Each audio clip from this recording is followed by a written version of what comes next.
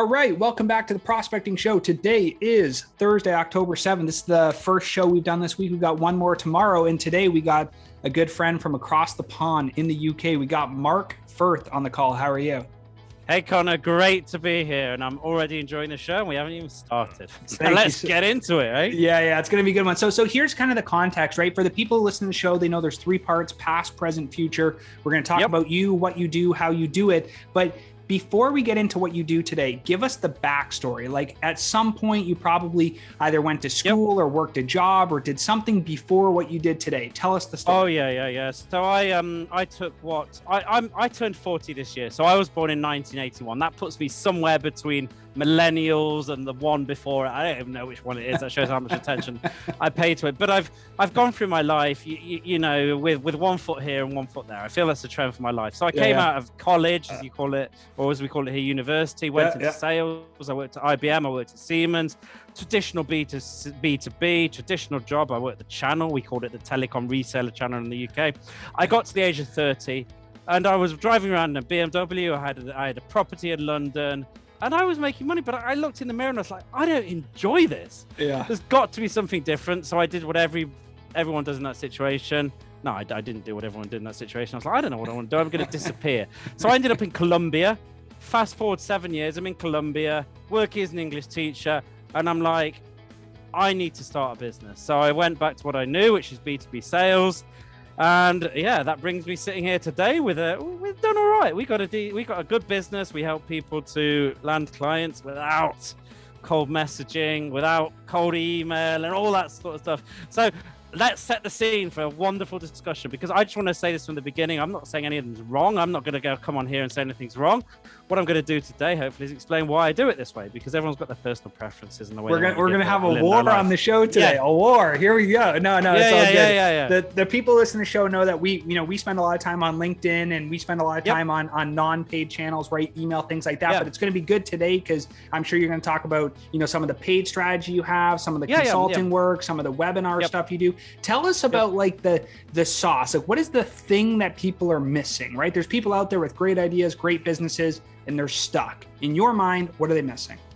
I think people build a life around their business and not a business around their life. Does that make sense? Sorry, they do it the wrong way. They just do everything at the expense of the business. I probably got that the wrong round. But this is the issue. What I've done is I've taken a look at how I want to live my life and how family is important to me. I've strong family values, and then I've built a business around that, so I don't have to be constantly online. I don't have to have my time connected to lead generation, and that's really the secret sauce of what we've done. I've just built the life I want, and the business kind of fuels that, as opposed to what I see a lot of in the marketplace these days, which is, hustle. I'm not saying hustle's wrong. I'm just saying I don't want to do it personally.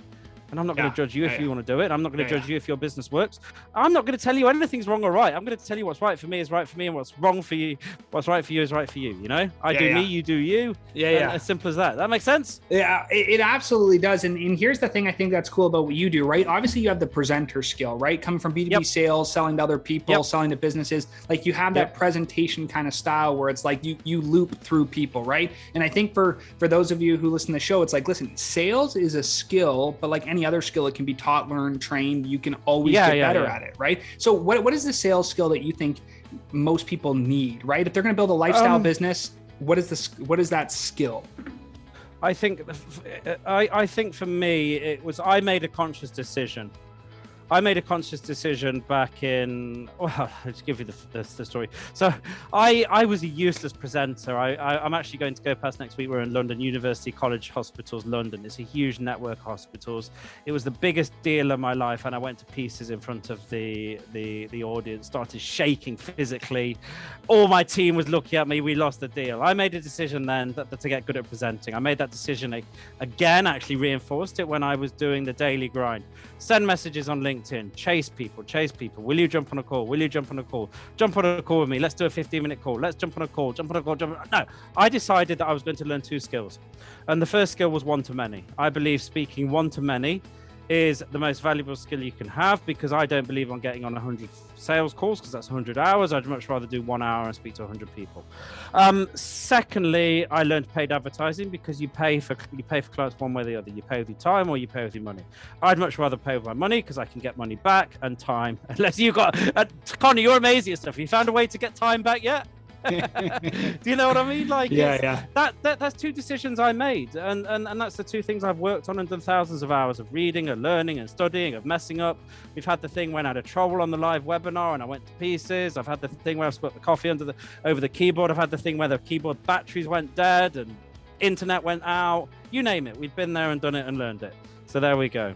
Well, that's interesting that you bring up too, is you really are talking about leverage, right? Whether it's time or money leverage, the only two things you can really leverage. And to your point, like, you can't buy more of your own time. You could certainly buy other people's time, right? Which is hiring employees in a team, but then that comes with now you got to manage that, and you got to help those people, and you got to train those people. And there's all this other stuff. So it sounds like your business model, or the thing you're good at, is taking people with good ideas and good businesses, scale them with money leverage instead of time leverage. And then they can grow their business without having 50 employees and 80 hours a week. Yeah, I call it a lifestyle business. I would say I want a business between 1 to 3 million revenue with a high profitability. I don't want anything beyond that. I don't want to go to 10 million. I don't want the next startup that's going to take over the world. I don't want to run a kindergarten. I've been there, done that. I want just a small team driven by values and to have a lifestyle business. And that's exactly what my clients look for. They're typically doing the grind. And again, nothing wrong with the grind. The grind is a rite of passage, and you have to get started.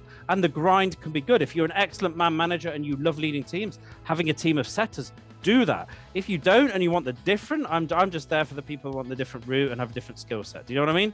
Tell us about that. Tell us a little bit more about, like, because online right now, there's a lot of people with ideas who build a Facebook group, or they build a community and they have appointment setters, and they do a 2-step close and they do a demo. How is your process different? Simplicity. So the way we start off with people is, again, like what runs through my veins, and the way I look at business is, I look at business and I evaluate everything on its merits. I don't look at what the market's doing and copying it. I look at what's going to work for me. So here's a typical example of that. LinkedIn, as you're aware listening to this, they changed the connect restricts. I from 2017, I was running 200 a day, right?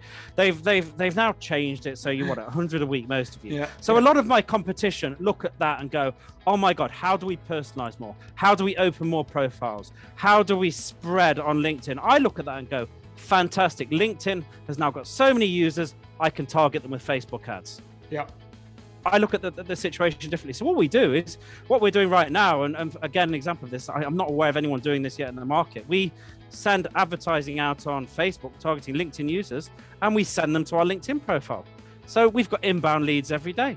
That's what we do. That's how we've got going. That's how people have got the leads, because again, we look at the skill set of the market. Too many people have done lots of lead gen programs. They know how to do messaging. So what we do is get them using the existing skill set, but eliminate the outreach, get people ready, qualified, connected with them. That's really what we've been doing very successfully on LinkedIn. Then once people have got that dialed in, the beauty of that is, because too many people make paid traffic difficult, right? Again, there's no right or wrong. But I want to know within 1 day, 1 hour, if every cent I spend on paid ads is bringing in the right person. So guess what? If they're connecting with my LinkedIn, I launch the ad, I see who connects with me on LinkedIn, I go, that's my person, that's not my person. I know very quickly if it's the right people. So we get the funnel going, you get it moving. Then when that's working, we move up to more of a one-to-many model. Because as soon as you start adding in webinars, or you start adding in selling something, you introduce complexity, and you introduce the probability of it going wrong becoming exponentially higher. The event of it going wrong, you saying the wrong thing on the webinar, you getting a troll, internet going down, the wrong message. Keep it simple. Drive traffic to your LinkedIn profile, take advantage of how many LinkedIn users there are, and that's how we do it. Tell us a little bit about why you don't necessarily run ads on LinkedIn. I know the platform is still new, native, and growing. We do. You do. Okay.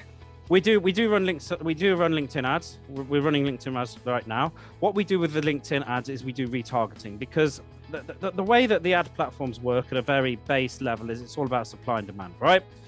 If So Facebook is a fantastic advertising platform because it's got billions of users. The number of active users on LinkedIn in the States is like 200 million or something. It's like a tiny little speck in the universe compared to Facebook. More than that, if you look at a lot of statistics and Google this, you will see that the average time spent on LinkedIn for a B2B decision maker is around 28 minutes. The average time spent on Facebook per user is 12 hours. That's not LinkedIn, not enough time for my coffee to cool down. Facebook, enough time to fly from San Francisco to London. So what that means is on Facebook, there's so much supply that the ad costs are lower. The targeting is more dialed in. It's got more of a chance to learn. But we put the LinkedIn Pixel on. And by the way, if this doesn't make sense, we'll give you some stuff at the end to do it. But the LinkedIn Pixel all just basically means anyone that hits my landing page from Facebook, if they've got a LinkedIn profile, we can then follow up with them on LinkedIn. That means I don't have to follow up them in the feed, because you're watching this, you deal selling B2B.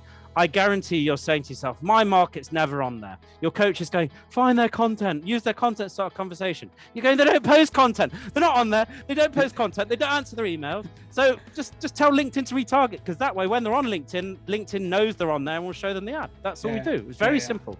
That's the retargeting strategy. That's amazing. And it's cool because you're really multi-channel at that point, right? I think there's a lot of people who specialize in one channel, right? We run Facebook ads, we run in-feed ads, we run YouTube ads, we run whatever. But going both LinkedIn for the retargeting strategy and the top of funnel on Facebook, now it's like, hey, I get the best of both worlds, right? So it's a really effective strategy. Tell us about the ideal customer for you. So if someone's listening to the show and you're like, hey, I am this person, I want to reach out to Mark. So who is that person?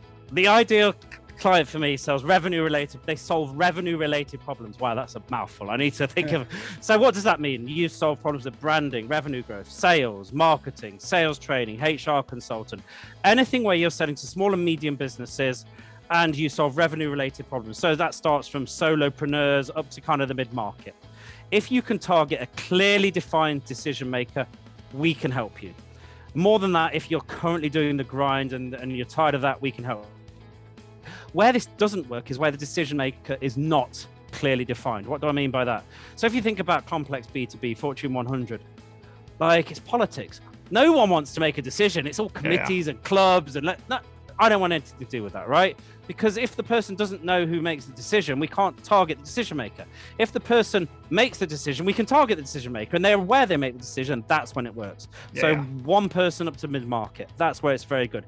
If you want to carry on selling to Fortune 100, I've done enough of that to last me a lifetime. I never want to do it in my life. Good luck.